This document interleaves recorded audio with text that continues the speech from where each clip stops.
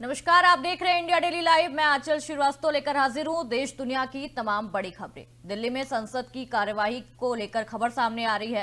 कार्रवाई के दौरान जब संसद की कार्रवाई हो रही थी, उस दौरान विपक्ष और सरकार के बीच तीखी नोकझोंक देखने को मिली है।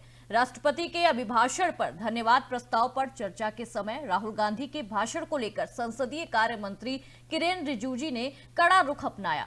किरेन रिजिजू ने कहा कि सत्ता पक्ष पूरी गंभीरता से विपक्ष के नेता का भाषण सुनने के लिए बैठा था, लेकिन राहुल गांधी ने शुरुआत से ही सदन के नियमों का उल्लंघन किया है। उन्होंने ऐसी किताब से उदाहरण दिया है जिसकी प्रामाणिकता और प्रकाशक को लेकर कोई स्पष्टता ही नहीं है। मंत्री ने कहा कि लोकसभा अध्यक्ष के फैसलों के बाद भी राहुल गांधी ने वही बात दोहराई और सदन की कीमती समय जो सदन का कीमती समय था उसको बर्बाद किया है। उन्होंने आरोप लगाया है कि राहुल गांधी ने चीन सीमा जैसे संवेदनशील मुद्दे पर भी नियमों के दायरे से बाहर जाके बयान दिए हैं।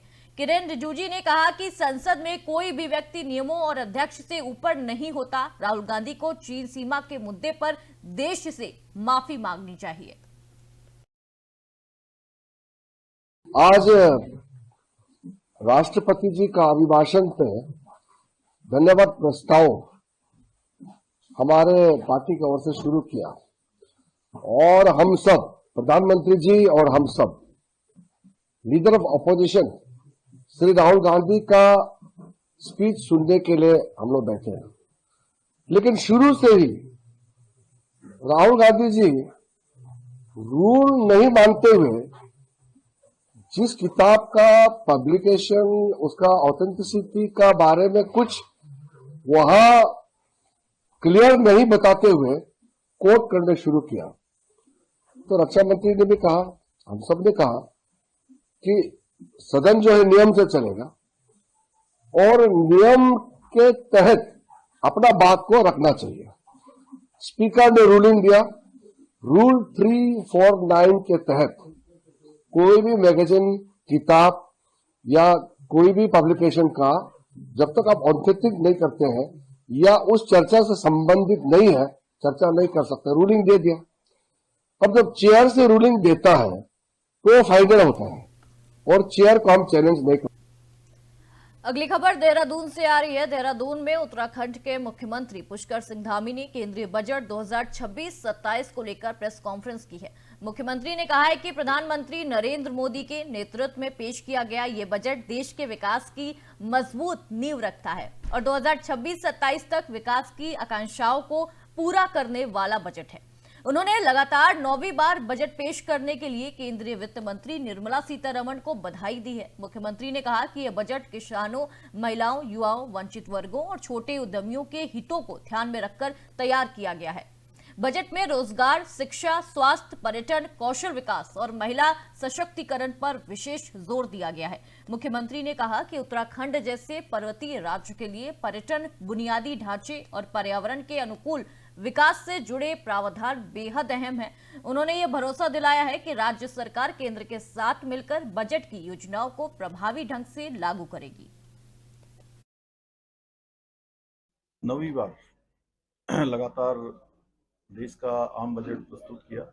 मैं सबसे पहले तो उनको बहुत बधाई देता हूँ, शुभकामनाएं देता हूँ और आदरणीय प्रधानमंत्री श्री नरेंद्र मोदी जी के नेतृत्व में जो कल वित्त मंत्री जी के द्वारा बजट प्रस्तुत किया गया है, वो बजट प्रधानमंत्री जी के दूरदर्शी नेतृत्व और 2026-27 का ये बजट भारत की आत्मनिर्भरता, आत्मविश्वास और विकसित भारत के संकल्प को पूरा करने वाला बजट है। और मैं कहूँ कि ये सभी की आकांक्षाओं के, भारतवर्ष के सभी नागरिकों की आकांक्षाओं की पूर्ति का बजट है। सबके उत्थान का, उनके उन्नयन का, आगे बढ़ाने का और हर वर्ग को किसी न किसी रूप में आगे लाने का और विकसित भारत बनाने का संकल्प। हरियाणा के मुख्यमंत्री नायाब सिंह सैनी ने दिल्ली में प्रधानमंत्री नरेंद्र मोदी से मुलाकात की है। इस दौरान दोनों नेताओं के बीच राज्य से जुड़े अहम मुद्दों पर विस्तार से चर्चा हुई है। सूत्रों के अनुसार मुख्यमंत्री ने प्रधानमंत्री को हरियाणा में चल रही विकास योजना, केंद्र सरकार की परियोजनाओं की प्रगति और भविष्य की प्राथमिकताओं की जानकारी दी है। बैठक में राज्य के बुनियादी ढांचे, औद्योगिक विकास, किसानों से जुड़े विषयों और रोजगार सृजन को लेकर भी विचार विमर्श हुआ है।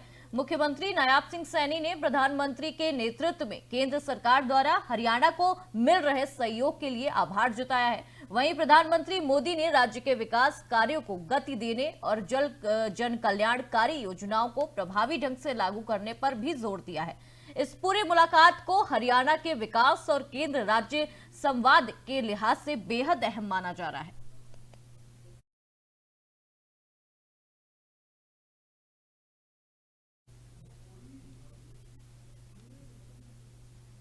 अगली खबर दिल्ली से आ रही है। केंद्रीय रेल मंत्री अश्विनी वैष्णव ने कहा कि प्रधानमंत्री नरेंद्र मोदी के नेतृत्व में केंद्र सरकार पूर्वोदय विजन को मजबूती से आगे बढ़ा रही है। इसी दिशा में गुवाहाटी और कोलकाता के बीच पहली वंदे स्लीपर ट्रेन की शुरुआत की गई है।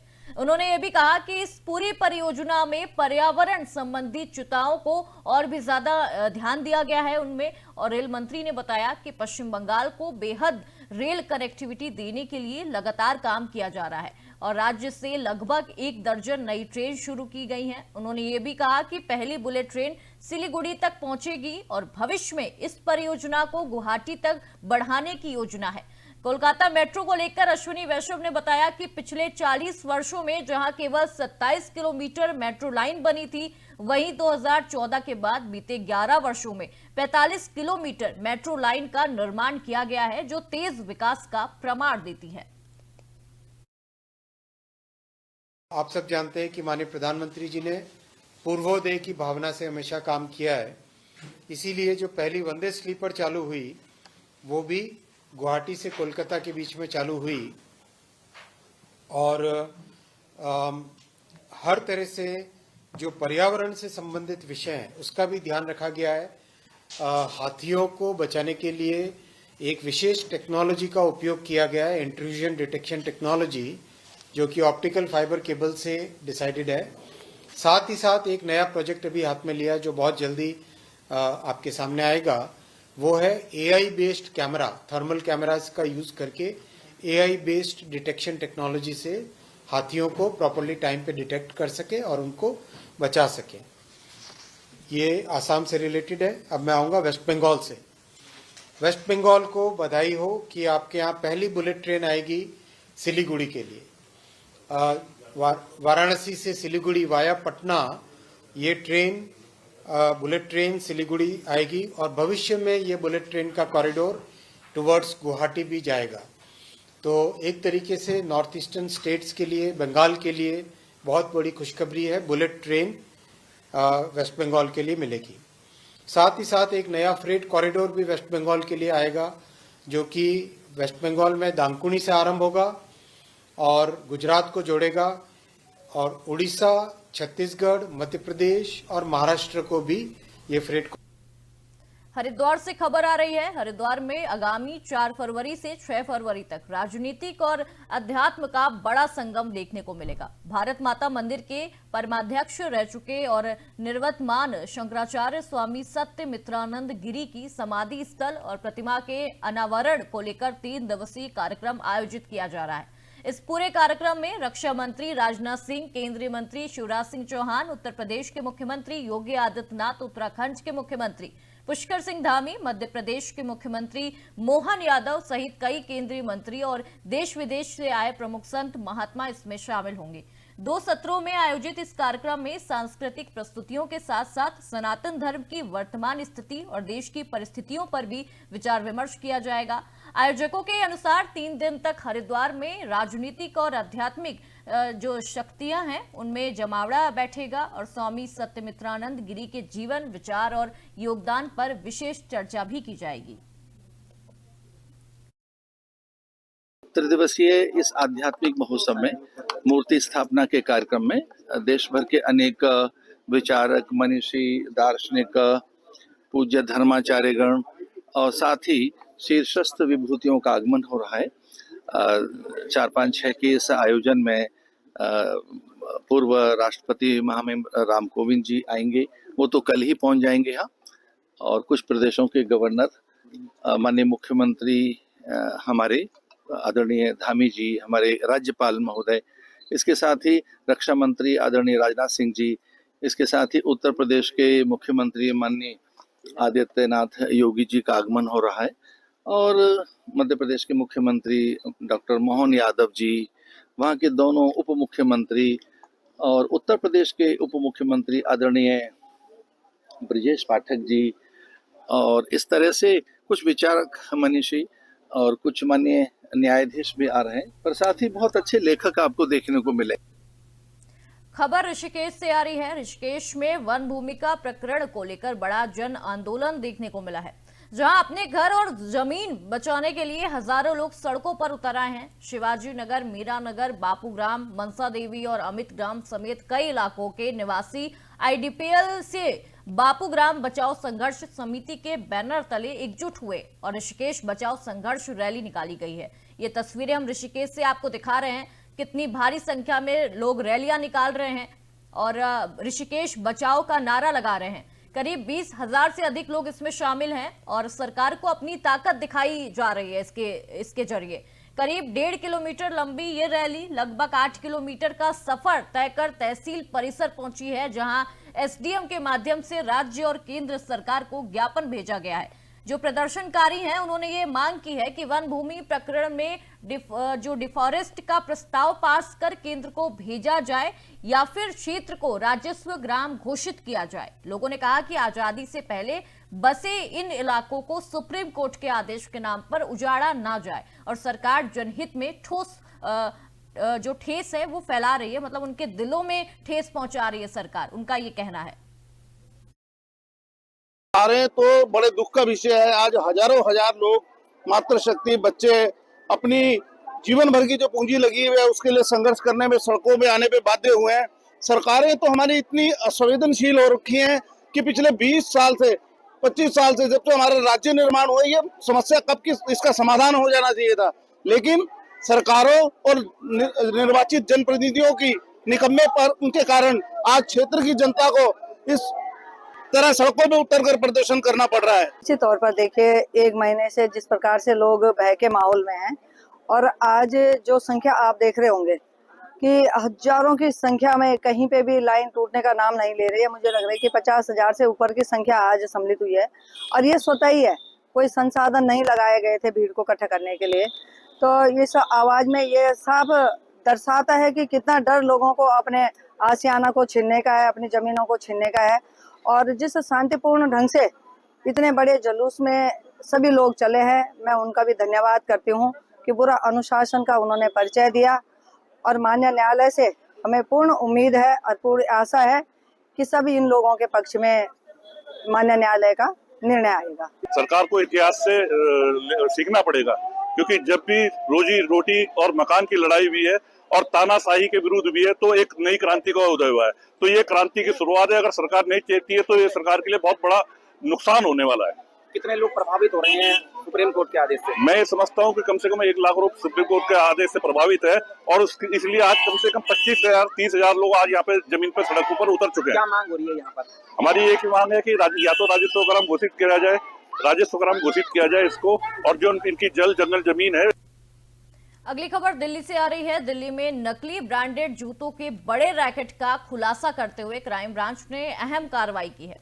दिल्ली पुलिस की जबरन वसूली और अपहरण विरोधी प्रकोष्ठ ने 28 जनवरी को सोनिया विहार इलाके में चल रही नकली जूते बनाने वाली एक फैक्ट्री पर छापा मारकर भांडाफोड़ किया है। ये नाइकी, एडिडास, न्यू बैलेंस और स्नेचर्स जैसे नामी ब्रांडों की नकली जूते तैयार करते थे और इस मामले में फैक्ट्री मालिक संदीप सिंह को पहले ही गिरफ्तार किया जा चुका है। पूछताछ के दौरान उनके खुलासे पर पुलिस ने नागलोई इलाके से इंदु अंसारी उर्फ राजू को गिरफ्तार किया है, जो नकली जूतों पर अवैध छपाई के सांचे डिजाइन कर और निर्माण का काम करता था। इसके अलावा मंडोली एक्सटेंशन से एक और असलेबी यूनिट का भंडाफोड़ किया गया है। उसका संचालक पिंटू को गिरफ्तार कर लिया गया है। मौके से हजारों नकली जूते और मशीनरी बरामद की गई है।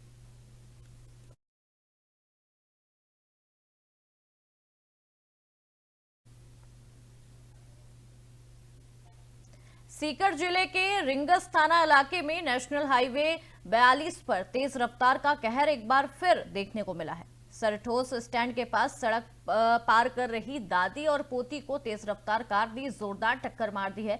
इस पूरे दर्दनाक हादसे में सिंगोद कला निवासी 70 वर्षीय पार्वती कंवर और उसकी 13 वर्षीय पोती अंबिका की मौके पर ही मौत हो गई।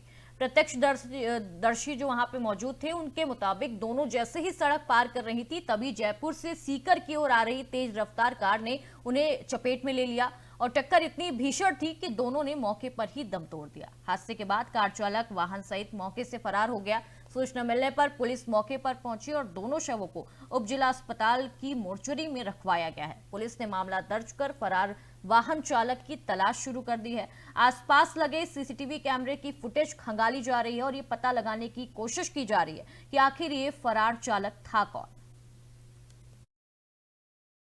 जरिए टेलीफोन सूचना मिलेगी कंट्रोल रूम से कि सरगोट स्टैंड पर कोई एक्सीडेंट हो गया है।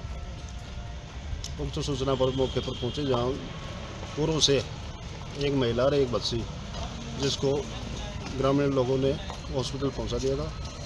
मौके पर बताया कि कोई अज्ञात वाहन शिफ्ट हो सकती है या I-20 टक्कर देकर रिंगस की तरफ बढ़ गई। दोनों का हॉस्पिटल में आके नाम पता पूछा तो एक श्रीमती पार्वती कंवर, पोते का नाम है अंबिका कंवर।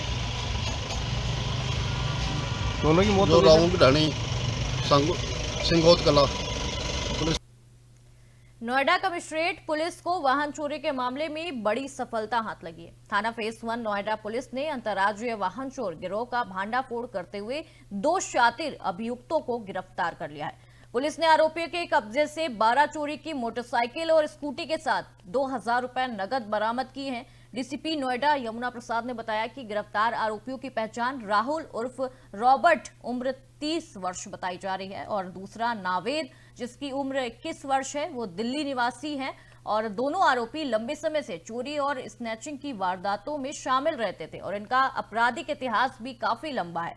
पुलिस के मुताबिक आरोपी पहले रैकी कर बाइक और स्कूटी चोरी करते थे, बाद में उन्हीं चोरी की वाहनों का इस्तेमाल मोबाइल स्नैचिंग जैसी घटनाओं में करते थे। चोरी और स्नैचिंग से मिले पैसों को आपस में बांटकर मौज मस्ती में खर्च किया करते थे। पुलिस का ये कहना है कि इस गिरोह जो और भी लोग इस गिरोह से जुड़े हैं, अन्य आरोपियों की तलाश पुलिस कर रही है। जनपद गौतम बुद्ध नगर में अपराध एवं अपराधियों के खिलाफ लगातार अभियान चलाया जा रहा है। इसी क्रम में सीपी मैम के निर्देशन में कई सारी टीमें बनाई गई हैं। जनपद गौतम बुद्ध नगर में अपराधियों के खिलाफ कई सारे ऐसे गैंग बस्ट किए गए हैं जिनसे अच्छी रिकवरी हुई है और अच्छे गैंग उसमें ऑपरेट करते थे, वो लगातार क्षेत्र में वो पकड़े गए हैं। इसी क्रम में एडीसीपी नोएडा और एसीपी सेकंड के नेतृत्व में ये टीमें लगी हुई थी, लगातार अभियान कर रही थी। फेज 1 ने एक गैंग पकड़ा है जिसमें राहुल उर्फ रॉबर्ट और इसका एक अन्य साथी नावेद, ये दोनों पकड़े गए हैं। ये दिल्ली, एनसीआर, गाजियाबाद, बुलंदशहर, हापुड़ आदि अन्य स्थानों पर लगातार चोरी की घटनाएं करते थे। ये व्हीकल चोरी करते थे और उसके बाद उन चोरी की व्हीकल का उपयोग ये लोग मोबाइल स्नैचिंग और छेड़छाड़ आदि में करते थे। अभी ये गिरफ्तार हुए हैं। इनकी निशानदेही। अगली खबर कौशाम्बी से आ रही है। कौशाम्बी जिले के कड़ा क्षेत्र के आरपी गार्डन दारानगर में आयोजित भाजपा कार्यकर्ता सम्मेलन में उत्तर प्रदेश के डिप्टी सीएम केशव प्रसाद मौर्य ने 2027 विधानसभा चुनाव को लेकर बड़ा दावा किया है। उन्होंने कहा कि सम्मेलन का मुख्य उद्देश्य ये है कि 2027 में कौशाम्बी की तीनों विधानसभा सीटों पर भारतीय जनता पार्टी का कमल खिले। डिप्टी सीएम ने कहा कि ये उनका गृह जनपद है और प्रवास के दौरान सभी कार्यकर्ताओं से एक साथ मुलाकात हुई जिससे कार्यकर्ताओं में जबरदस्त उत्साह देखने को मिला। उन्होंने ये दावा किया है कि 2027 में समाजवादी पार्टी का कौशाम्बी से पूरी तरह सफाया हो जाए और आगामी पंचायत चुनाव को लेकर केशव प्रसाद मौर्य ने कहा कि भाजपा संगठन पूरी तरह तैयार है। यदि चुनाव की परिस्थितियां आती हैं तो पंचायत चुनाव में भी भाजपा का ही कमल खिलेगा। वहीं अखिलेश यादव की ट्वीट पर प्रतिक्रिया देते हुए डिप्टी सीएम ने कहा कि अखिलेश यादव को सरकार के बजट से कोई उम्मीद नहीं करनी चाहिए, लेकिन जनता की उम्मीदों को पूरा करने का पूरा ख्याल रखा जाएगा सरकार की तरफ से। कार्यकर्ता सम्मेलन था और सम्मेलन का उद्देश्य ये है कि 2027 में कौशाम्बी की तीनों सीटों में भारतीय जनता पार्टी का कमल किसी साथी का मफलर छूट गया है, वो अपना मफलर ले ले या उसको मंच के पास आने के लिए आज मैं क्योंकि यहाँ रुका हुआ था तो कार्यकर्ताओं से मिलने की इच्छा थी, तो आज कार्यकर्ताओं से भेंट हुई। कार्यकर्ता उत्साह से भरे हुए हैं। 2027 में समाजवादी पार्टी का पंचायत चुनाव को लेकर के तैयारी सर? पंचायत चुनाव की तैयारी भारतीय जनता पार्टी संगठन की ओर से पूरी है। अगर चुनाव की परिस्थिति आएगी तो भाजपा का कमल खिलेगा। अखिलेश यादव ने ट्वीट करके कहा है कि भाजपा सरकार केवल उम्मीद की है, मतलब बजट पास हुआ तो इससे क्या होगा? उम्मीद की है, उससे कोई उम्मीद नहीं सरकार से, ऐसा ट्वीट किया हुआ है। अखिलेश यादव जी को तो उम्मीद होनी भी नहीं चाहिए हमारी सरकार के बजट से। बांदा जिले से खबर आ रही है, जहां स्वास्थ्य सेवाओं की गुणवत्ता परखने के लिए झांसी मंडल की मेडिकल टीम जिला अस्पताल पहुंची, जहां टीम ने जिला अस्पताल और महिला अस्पताल का गहन निरीक्षण किया। यह निरीक्षण उत्तर प्रदेश सरकार के निर्देश पर किया गया है। मेडिकल टीम ने सबसे पहले अस्पताल की ओपीटी और ओटी का निरीक्षण किया और वहां उपलब्ध सुविधाओं, साफ सफाई और इलाज की व्यवस्थाओं को परखा। इसके बाद टीम ने वार्डों में भर्ती मरीजों से सीधे बातचीत कर इलाज और सुविधाओं को लेकर फीडबैक लिया। निरीक्षण के दौरान प्रधानमंत्री जन औषधि केंद्र का भी जायजा लिया गया, जहां दवाओं की उपलब्धता और वितरण व्यवस्था की समीक्षा की गई। इस दौरान जिला प्रमुख चिकित्सा अधीक्षक सहित अस्पताल के डॉक्टर और स्वास्थ्य कर्मी वहां पे मौजूद रहे। झांसी मंडल की मेडिकल टीम ने निरीक्षण के दौरान व्यवस्थाओं को और बेहतर बनाने के आवश्यक दिशा निर्देश भी जारी किए हैं। ये एक तरह का सहयोगात्मक पर्यवेक्षण है। इसमें हम जो भी यहाँ सर्विस दी जा रही है उस सर्विस से रिलेटेड सेवाओं को देख रहे हैं, पेशेंट से उनका फीडबैक ले रहे हैं और यहाँ जो भी देखेंगे इसको एक हमने डिजिटल फॉर्म में इसका चेकलिस्ट भरी हुई है, जिसको फिर राज्य स्तर से समीक्षा की जाएगी और जो भी यहाँ गैप्स आते हैं उन गैप्स के बारे में चर्चा की जाएगी और उन गैप्स को पूरा किया जाएगा। सर किन किन जगहों पर किया गया बंद? आज चूँकि कल हमारी टीम आ गई थी, कल हमने यहाँ की जो अर्बन पीएचसी थी 4, वहाँ पर मुख्यमंत्री आरोग्य मेले को देखा था और उन 4 पीएचसी पर दी जा रही सेवाओं को पर्यवेक्षण किया। आज सुबह से हमने पहले जिला डिस्ट्रिक्ट मेल हॉस्पिटल में बारीकी से सब देखा। अब जिला महिला अस्पताल का पर्यवेक्षण पूरा हो गया है। इसके पश्चात हम यहाँ टीबी हॉस्पिटल जाएंगे, वहाँ पर भी देखेंगे कि किस तरह की सेवाएँ दी जा रही हैं।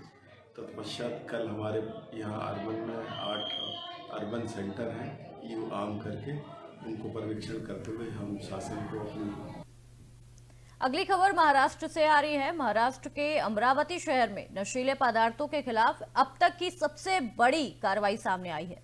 नागपुर से आई डीआरआई की टीम ने गार्डंगे नगर थाना क्षेत्र में स्थित एक फ्लैट पर छापा मारकर करीब 5 किलो एमडी ड्रग्स बरामद की है, जिसकी अंतर्राष्ट्रीय बाजार में जो कीमत है वो लगभग 10 करोड़ रुपए बताई जा रही है। हैरानी की इसमें बात यह रही कि इस पूरे ऑपरेशन की जानकारी स्थानीय पुलिस को भी नहीं थी, जिसमें साफ है कि कार्रवाई को बेहद गोपनीय तरीके से अंजाम दिया गया है। फिलहाल डीआरआई की टीम नवसारी स्थित जीएसटी भवन में आगे की जांच कर रही है और जहां सुरक्षा के कड़े इंतजाम भी किए गए हैं। सूत्रों के अनुसार इस ऑपरेशन में डीआरआई की टीम जो अलग अलग टीमें बनाई गई हैं और अलग अलग लोग इसमें शामिल किए गए हैं। आशंका ये भी जताई जा रही है कि इस ड्रग्स रैकेट के तार हाल ही में ट्रेवल बसों के जरिए पार्सल चेकिंग से जुड़े मामलों में भी हो सकते हैं। अब जांच में इस बात की भी हो रही है कि कहीं इस नेटवर्क का कोई विदेशी कनेक्शन तो नहीं है। पूरे गिरोह की जांच पुलिस की कर रही है।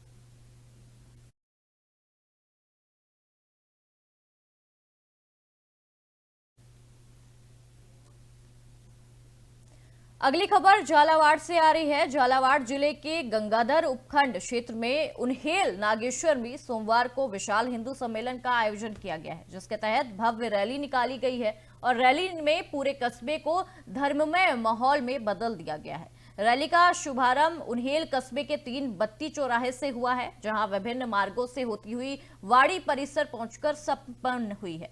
इस दौरान जगह जगह श्रद्धालुओं पर पुष्प वर्षा के जरिए उनका स्वागत किया गया है। रैली में आकर्षक झांकियां, भगवाधारी, घुड़सवार, डीजे, ढोल, तासे और केसरिया परिधानों में सजे कार्यकर्ता विशेष आकर्षण का केंद्र बने रहे। वाड़ी परिसर में मुख्य अतिथि स्वामी मधुसूदन नाथ महाराज ने सामाजिक समरसता, हिंदू एकता और राष्ट्र निर्माण में समाज की भूमिका पर अपने विचार रखे। कार्यक्रम के दौरान 1100 रुद्राक्ष वितरित किए गए। आपको बता दें कि इस सम्मेलन में आसपास के ग्रामीण क्षेत्रों से भी बड़ी संख्या में वहां श्रद्धालु शामिल हुए।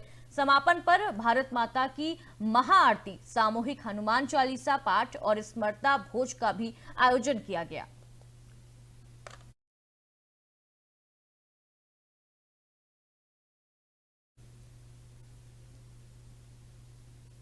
वाराणसी में कैबिनेट मंत्री ओम प्रकाश राजभर ने कैबिनेट मंत्री अनिल राजभर के बयान पर तीखा पलटवार किया है। मीडिया से बातचीत में ओम प्रकाश राजभर ने कहा कि अगर पूरे देश में कहीं वोट बिकता है तो वो उसका पता बताया जाए। उन्होंने कहा कि मां का ऐसे गलत शब्दों का उन्होंने इस्तेमाल किया, क्योंकि वोट कोई बोरा या झोला नहीं होता जिससे खरीदा बेचा जा सके। ओम प्रकाश राजभर ने अनिल और राजभर के परिवार के इतिहास का जिक्र करते हुए ये आरोप लगाया कि उनके बयान को साबित करने की खुली चुनौती दी जा रही है और अभद्र शब्दों का उन्होंने इस्तेमाल किया था।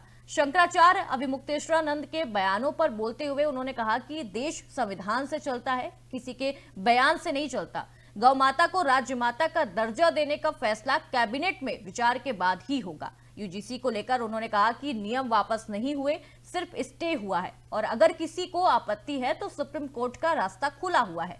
साथ ही उन्होंने सपा के पीडीए नारे पर तंज कसते हुए कहा कि परिवार डेवलपमेंट अथॉरिटी बताया गया है।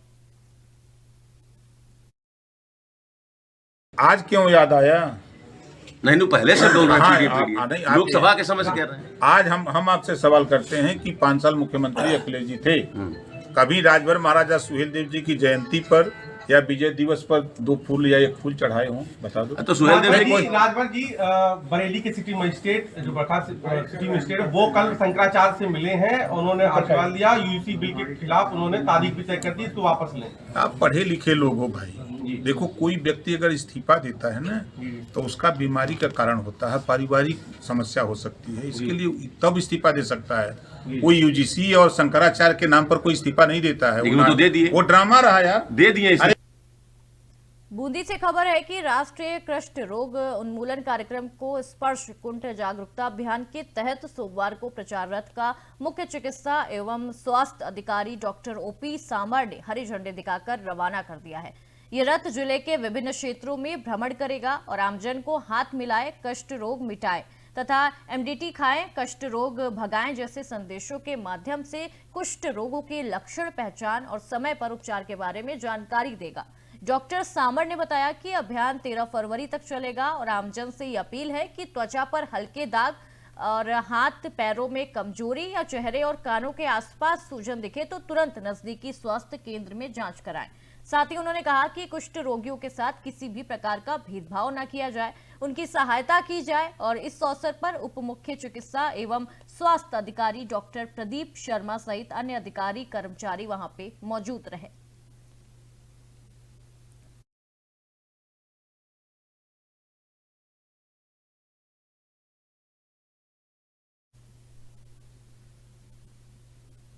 तो ये थी देश दुनिया की तमाम बड़ी खबरों का सिलसिला यूं ही जारी रहेगा। आप देखते रहिए इंडिया डेली लाइव। नमस्कार।